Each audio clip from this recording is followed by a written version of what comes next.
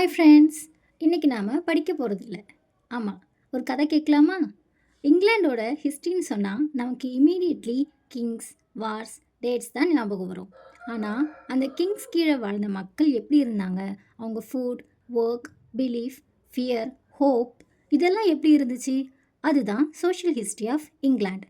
இங்கிலாண்டோட ஹிஸ்ட்ரியை பார்க்கலாமா? வாங்க வீடியோக்குள்ளே போகலாம். இங்கிலாண்டோட ஹிஸ்ட்ரியை நம்ம அவங்களோட நேட்டிவ் கிட்டேருந்தே ஸ்டார்ட் பண்ணலாம். இங்கிலாண்டில் பெரிய பெரிய கிங்ஸ்லாம் வரத்துக்கு முன்னாடி இங்கிலாண்டோட ஒரிஜினல் இன்ஹாபிடன்ஸ் பிக்ஸ்னு சொல்கிற பீப்புள் தான் இருந்தாங்க. இவங்களுக்கு அறிவு கொஞ்சம் கம்மி தான். ஏன்னா 55 பிசியில் ஜூலியஸ் சீசரோட தலைமையில் ரோமன்ஸ் இங்கிலாண்டுக்கு வந்தாங்க. ஃபஸ்ட்டு பிளண்டர் பண்ண, அதாவது வளங்களை திருட வந்த இவங்க இங்கிலாண்டில் இருந்த வளங்களை பார்த்துட்டு பீப்புள் ரொம்ப இன்னசென்ட்டாக இருக்காங்கன்னு இங்கிலாண்டை 43 ADயில் ஆக்குபை பண்ண ஸ்டார்ட் பண்ணிட்டாங்க. ரோமன்ஸ் தான் இங்கிலாண்டில் ரோட்ஸ் பில்ட் பண்ணாங்க, டவுன்ஸ் பிளான் பண்ணாங்க, லாஸ் அண்ட் டிசிப்ளின் இன்ட்ரடியூஸ் பண்ணாங்க. அதுக்கு முன்னாடி இங்கிலாண்டில் ட்ரைப் லைஃப்பும் எந்த ப்ராப்பர் அட்மினிஸ்ட்ரேஷனும் இல்லாமல் இருந்தாங்க. இந்த ரோமன் பீரியடில் இங்கிலாந்து யூரோப்போட ஒன் ஆஃப் த சீஃப் கிரனரிஸாக இருந்துச்சு. இந்த டைமில் தான் கிறிஸ்டியானிட்டி இங்கிலாந்துக்குள்ளே வந்தது அண்ட் நேட்டிவ் பீப்புள் லாட்டின் கற்றுக்க ஸ்டார்ட் பண்ணாங்க. திடீர்னு ரோமன்ஸ் போயிட்டாங்க, இங்கிலாண்டை டீலில் விட்டாங்க. இப்போ தான் சாக்சன்ஸ், ஜூட்ஸ், ஆங்கிலஸ் உள்ளே வராங்க. இவங்க வேற யாரும் இல்லை, ஜெர்மன்லேருந்து வந்த ட்ரைப்ஸ் தான். ஆங்கிலஸ் தான் இங்கிலாண்டுன்னு நேம் வச்சாங்க. இவங்க 3 பேரும் சேர்ந்து இங்கிலாண்டை 7 பார்ட்டாக பிரித்து ரூல் பண்ணாங்க. அந்த 7 பார்ட் என்னென்னா Kent, Essex, Sussex, Wessex, Northumbria, East Anglia and Mercia. இதுக்கு பேர் தான் ஹெப்டார்கி. ஆங்கிலஸ் கிறிஸ்டியானிட்டியை இங்கிலாந்துலேருந்து ஸ்டாம்ப் பண்ணிட்டாங்க. அதுக்கப்புறம் 6th செஞ்சுரியோட எண்டில் தான் கிறிஸ்டியானிட்டி திரும்பி இங்கிலாந்துக்குள்ளே வருது. அதுவும் செயின்ட் அகஸ்டைன் அப்படின்ற ஒரு ஃபேமஸ் மிஷனரி மூலமாக இங்கிலாந்துக்குள்ளே வருது.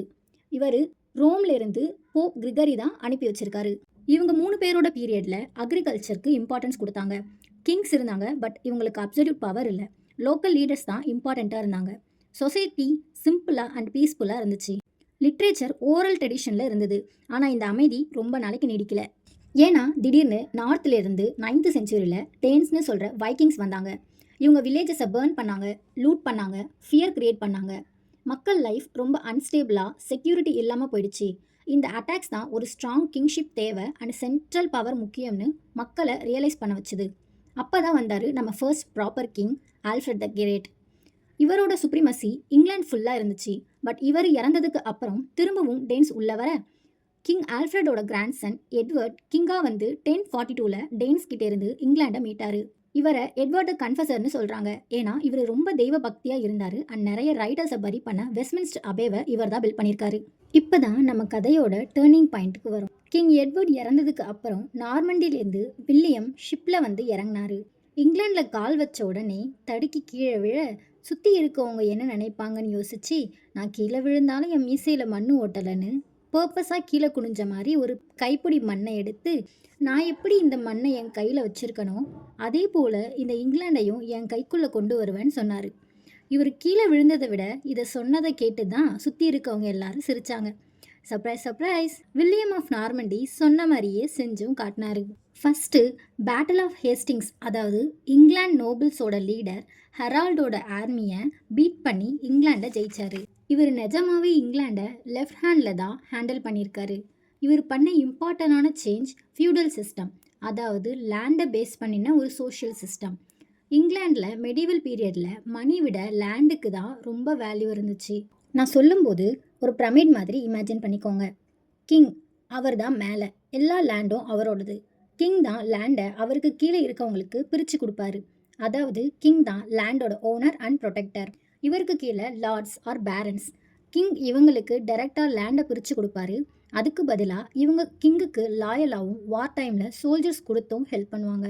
லார்ட்ஸ் கேசலில் வாழ்ந்தாங்க, ரிச் அண்ட் பவர்ஃபுல்லாக இருந்தாங்க.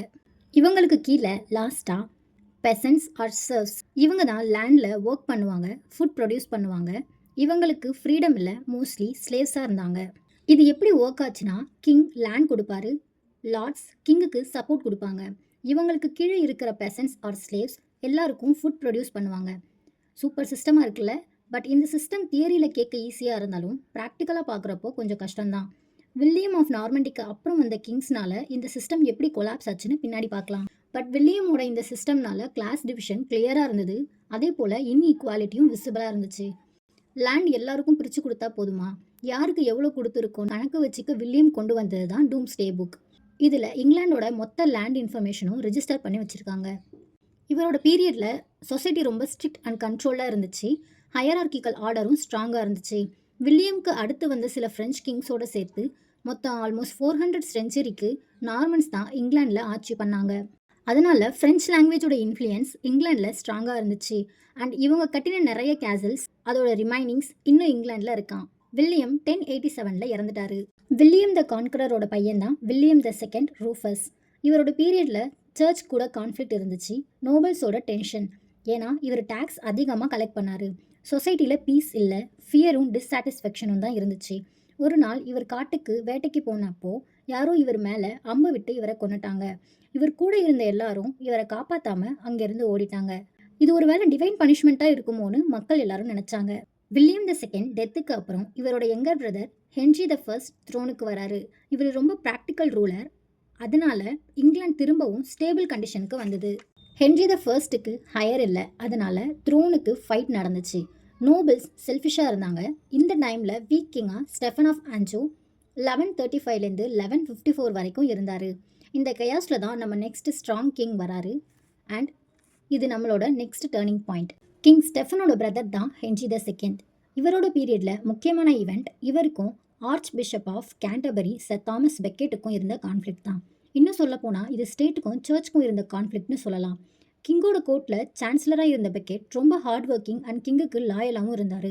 இவரை யூஸ் பண்ணி சர்ச்சோட பவரை நம்ம எடுத்துக்கலான்னு நினச்ச கிங் பெக்கெட்டை ஆர்ச் பிஷப் ஆஃப் கேண்டர்பரின்னு அப்பாயிண்ட் பண்ணார். பட் இங்கே தான் ட்விஸ்டே. ஆர்ச் பிஷப்பாக ஆனதும் பெக்கெட் சர்ச்சுக்கு லாயல் ஆயிட்டாரு. இப்போ ஒரு நாள் ஒரு கிளர்ஜிமேன் ஒரு தப்பு பண்ணிட்டான். அவனை கிங்கோட கோர்ட்டில் லா ஆஃப் த லேண்ட் படி தண்டிக்கணும்னு கிங் சொல்ல, இல்லை தப்பு பண்ணது ஒரு கிளர்ஜிமேன் தானே, எக்லசியாஸ்டிக்கல் கோர்ட்டில் கெனான் லா அதாவது சர்ச் லா படி தான் பனிஷ் பண்ணணும்னு பெக்கெட் சொன்னார். 2 பேருக்கும் சண்டை முத்தி போக கிங்குக்கு பயந்து பெக்கெட் ஃப்ரான்ஸ்க்கு போனார். 1 டிசம்பர் ஆஃப் 1170 அப்போ தான் பெக்கெட் இங்கிலாந்துக்கு ரிட்டர்ன் ஆனார். இவர் 30 டிசம்பர் ப்ரேயர் பண்ணிட்டு இருக்கும் பொழுது 4 நைட்ஸ் கெத்தேட்ரல்லே இவரை மர்டர் பண்ணிட்டாங்க. இதனால் இங்கிலாண்டில் இருந்த எல்லா கிறிஸ்டியன்ஸும் ஷாக் ஆனாங்க. கிங்கும் ரொம்ப சாரியாக ஃபீல் பண்ணி, சரிப்பா கெனான் லா படியே கிளர்ஜிமேனை பனிஷ் பண்ணிக்கோங்கன்னு சொல்லிட்டாரு. இந்த ப்ராக்டிஸ் ரிஃபர்மேஷன் வரைக்கும் ஃபாலோ பண்ணாங்க. பெக்கெட்டோட டெத்தை கமமரேட் பண்ணி தான் Chaucer the Canterbury tales, George Darley the sea bride, Alfred Tennyson Becket, murder in the cathedral by T S Eliot இந்த மாதிரியான ஒர்க்ஸ்லாம் எழுதியிருக்காங்க. ஹென்ரி செகண்டோட பையன் ரிச்சர்ட் த ஃபர்ஸ்ட். இவர் ரொம்ப ஃபேமஸ் இங்கிலாண்டில் இல்லை, க்ருசேட்ஸில். அதனால தான் இவரை ரிச்சர்ட் த லைன் ஹார்ட்னு சொல்கிறாங்க. க்ருசேட்ஸ்னால் நல்லதுக்காக போர் செய்கிறது. அதாவது ஜெருசலேம் ஜீசஸ் கிரைஸ்ட் வாழ்ந்த இடம் வேணும்னு 3 க்ருசேட்ஸ் 11th செஞ்சுரியிலேருந்து 14th செஞ்சுரி வரைக்கும் நடந்துச்சு. என்னதான் இருந்தாலும் வார் தான். செலவும் அதிகமானதுனால டேக்ஸும் அதிகமாச்சு. கிங் இங்கிலாண்ட்லே இல்லை, அதனால் நோபல்ஸ் ஒரு சைட் பீப்புளை அப்யூஸ் பண்ணாங்க. கிங் வாரில் தான் இருக்காரா இல்லை ஏதாவது ஆகிடுச்சான்னு கன்ஃபியூஷனும் இருந்துச்சு. ரிச்சர்ட் த ஃபர்ஸ்ட் இறந்த அப்புறம் அவரோட பிரதர் கிங் ஜான் வந்தார். இங்கிலாண்டோட ஹிஸ்ட்ரியில் one of the worst Kings.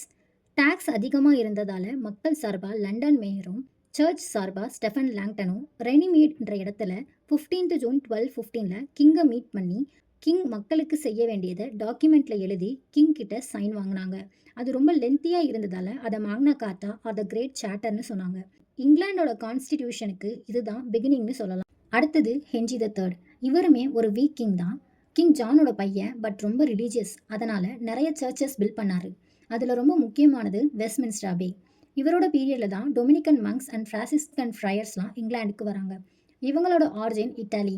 டொமினிக்கன்ஸ் black cloaks போட்டிருந்ததால அவங்கள பிளாக் ஃப்ரையர்ஸ்னும், ஃப்ரான்சிஸ்கன்ஸ் கிரே கிளாக்ஸ் போட்டிருந்ததால அவங்கள கிரே ஃப்ரையர்ஸ்னும் சொன்னாங்க. இந்த பீரியடை தான் 1046 ஆக்ஸ்ஃபோர்ட் யூனிவர்சிட்டியும் 1209 கேம்பிரிட்ஜ் யூனிவர்சிட்டியும் பில்ட் பண்ணாங்க. இவரோட பீரியடில் இன்னொரு முக்கியமான விஷயம் summoning of the first parliament in 1265.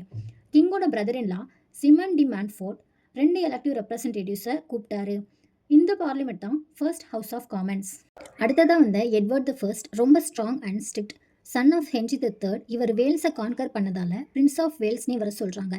அதுவே காலப்போக்கில் கிங்ஸோட எல்டஸ்ட் சன்ஸை பிரின்ஸ் ஆஃப் வேல்ஸ்னு கூப்பிடுறது வழக்கமாயிடுச்சு. இவர் எப்படியாவது ஸ்காட்லாண்டோட கிங் ஆகணும்னு ரொம்ப ட்ரை பண்ணாரு, ஆனால் முடியலை. எட்வர்ட் ஒரு மாடல் பார்லிமெண்ட்டை 1295ல் சமன் பண்ணுறாரு. இதில் ஹவுஸ் ஆஃப் த லார்ட்ஸ், அதாவது earls, barons, abbots and bishops, இதிலிருந்து யாரையாவது கிங் எலெக்ட் பண்ணுவார். And other party house of காமன்ஸ்னு 2 ரெப்ரஸன்டேட்டிவ்ஸ் இருந்தாங்க. எட்வர்ட் தி ஃபர்ஸ்ட் இறந்ததுக்கப்புறம் அவரோட பையன் எட்வர்ட் தி செகண்ட் தான் த்ரோனுக்கு வந்தார். பட் அப்பாவுக்கு பையன் அப்படியே ஆப்போசிட்டாக இருந்தார். பட் இவருமே ஸ்காட்லாண்டை எப்படியாவது அடையணும்னு ஃபைட் பண்ணார். பட் ஸ்காட்ஸ் தான் ஜெயிச்சாங்க. ராபர்ட் ப்ரூஸ் தான் ஸ்காட்லாண்டோட கிங்னு அக்செப்ட் பண்ணிக்க சொன்னாங்க. என்னதான் இவங்க ஒரு அக்ரிமெண்ட்டுக்கு வந்தாலுமே 2 கண்ட்ரீஸ்க்கும் வார் நெக்ஸ்ட் 200 இயர்ஸ்க்கு மேலே கண்டினியூ ஆச்சு. இவங்களுக்கு அப்புறம் வந்தவர் தான் எட்வர்ட் தி தேர்ட். இவரோட பீரியடில் தான் 100 இயர்ஸ் வார் ஸ்டார்ட் ஆச்சு. ஹெவி டேக்ஸ் அண்ட் சோல்ஜர்ஸ் எல்லாம் நிறைய பேர் இறந்தாங்க. பட் நேஷனலிசம் க்ரோ ஆச்சு. இங்கிலீஷ் லாங்குவேஜுக்கு இம்பார்ட்டன்ஸ் அதிகமானதால் ஃப்ரெஞ்ச் லாங்குவேஜோட இன்ஃப்ளூயன்ஸ் குறைஞ்சிது. த 100 இயர்ஸ் வார் இங்கிலாந்துக்கும் ஃப்ரான்ஸுக்கும் நடுவில் நடந்தது. இந்த வாருக்கு மெயினான ரீசன் பிலிப் ஆஃப் ஃப்ரான்ஸ் ஸ்காட்லாண்டுக்கு சப்போர்ட் பண்ணார். பட் இங்கிலாந்து ஸ்காட்லாண்ட் கூட வாரில் இருந்தாங்க. ஃப்ரான்ஸ் அண்ட் இங்கிலாந்து 2 கண்ட்ரியும் வூல் ட்ரேட்காக ஃபைட் பண்ணாங்க. அதுக்கு மேலே எட்வர்ட் தி தேர்ட் தான் ஃப்ரான்ஸோட கிங்னு சொன்னார். ஏன்னா எட்வர்டோட அம்மா Isabella French queen. First part of 100 years வாரில் எட்வர்ட் தி தேர்ட் இறந்துட்டாரு. அவருக்கு அப்புறம் second part of the war Henry the fifth and Henry the sixth பீரியடில் நடந்துச்சு. ஃபர்ஸ்ட் இங்கிலாந்து கண்டினியூஸாக வின் பண்ணிகிட்டே இருந்தது. அப்போ தான் ஃப்ரான்ஸ்லேருந்து ஒரு peasant girl Joan of Arc அவளோட 17 வயசில் ஒரு வெல் ட்ரெயின்டு ஆர்மியோட வாருக்கு போய் ஜெயிக்கவும் செஞ்சா. இப்போ தான் ஃப்ரான்ஸ்க்கு ஹோப்பே வந்தது. அன்ஃபார்ச்சுனேட்லி பர்கண்டியன்ஸ் அவளை பீட் பண்ணி பிரிசனராக இங்கிலாந்துக்கு விற்றுட்டாங்க. அவங்க அவளை மார்க்கெட் பிளேஸில் 29 மே 1431 உயிரோடு எரிச்சாங்க.